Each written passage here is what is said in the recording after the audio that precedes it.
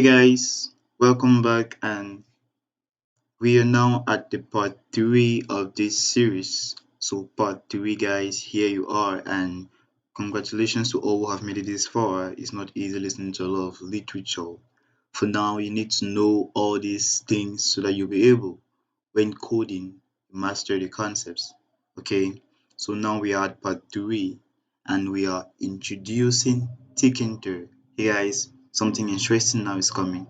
We are introducing Tkinter and GUI. Surely this is the first time of you saying GUI. What does GUI mean? GUI simply stands for Graphical User Interface. Okay, Graphical User Interface. Now let's get right into business with part 3 of this series. Now, framework.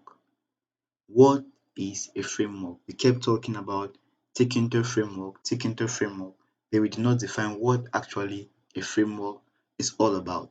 So guys, a framework is a platform for developing software applications, okay? It provides a foundation on which software developers can build programs for a specific platform. So when we talk about Tkinter Framework or a GUI framework, now we are simply building programs for a specific platform, like we are building graphical user interface applications for a specific platform, maybe a mobile platform or a desktop platform or whatsoever. Okay, that is what a framework will do. Now, what is Tkinter Framework? Tkinter is a standard GUI library for Python. Python, when combined with Tkinter, provides a fast and easy way to create GUI applications. I agree with that. Like Tkinter is very easy to assimilate Tkinter, very easy. And when combined with Python, you will create GUI applications in no time, guys, very fast. Okay, so Tkinter provides a powerful object-oriented interface to the TK GUI toolkit. For now, you will not understand all these concepts, but when you start coding, you get to understand all what this means. So creating a GUI application using Tkinter is an easy task, very easy, okay? So you guys should not panic, you should not be scared. You will create your desktop application in no time. Just hang in there for a little while. So guys, we are getting right into business right now, okay? So we are now at the basics of Tkinter and GUI. So we now have this word here called widgets. I don't know if you've ever heard about it before or it's your first time, but what are widgets? Because you will hear a lot of widgets when we were talking about Tkinter and stuff. We were talking about widgets all the time, so you should grasp what widget means here. So widgets are similar in spirit to elements in HTML. Another big thing kind of stuff. Maybe you've never heard about it. Just don't bother about it, guys. It's not something difficult, okay? So you will find different type of widgets for different type of elements in Tkinter. They are standard GUI elements and provide the user with controls like buttons, text, menus, and text boxes. Now, guys, what widget is all about? Let's say you want to create a desktop application and you want to be like a calculator, and you need buttons, you need a screen, you need a, let's say, a text area field kind of stuff. So all of those are widgets, things you can control, things you can play with, and things you can add on a screen. So those are widget, guys. Now we have this, a label. A label is used to create a simple line widget like text, images, and a lot more. Okay, so we have the basic syntax there of a label. What is this other way, like the label here at the left? It must not be called label, it's a variable, right? Now variable, if you've never been across programming before, variable is simply a container. Okay, it's like a bottle that stores something. So you want to give it something to store, and that is going to be a variable. Variable in the sense like it is not permanent and it is not fixed, is temporal. Okay, you can override what you've given a variable. That is what label at the left stands for. It can be any kind of thing. You could name it shoe, hand, anything. Okay, student, whatsoever you want to name the label. Now, after the equal to, the label at the right must start with a capital letter. Now, that is the widget you are calling. Okay, guys, you are calling the label widget.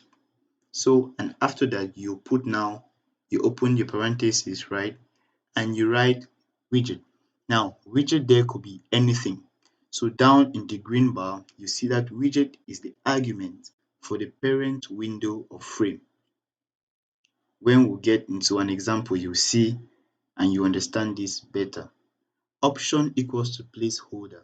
Option is a placeholder that can have various values like the foreground color, the background color, the fonts, and the text. Don't bother about that, guys. When we get into an example, you will get to know them better. Okay, let's throw more light on this example below. It says label underscore one equals to. Now, you see the label on the right always remains in capital letter L. You have in brackets, you have window. Now, the window here is the parent window or the parent frame. So that is where everything, all your widgets, they sit on the main parent frame. Okay, and I've decided to call it the window. Now the text of this label is going to be username. That's an example, guys.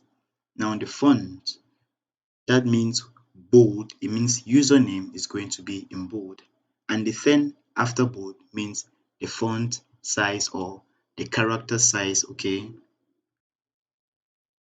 now let's get to entry. What is an entry? Entry widget is used to create input fields or to get input from a user within the GUI. So with an entry field, that is what allows you to actually type in or key in things, okay? Key in characters in an entry. The syntax similar with the label, okay?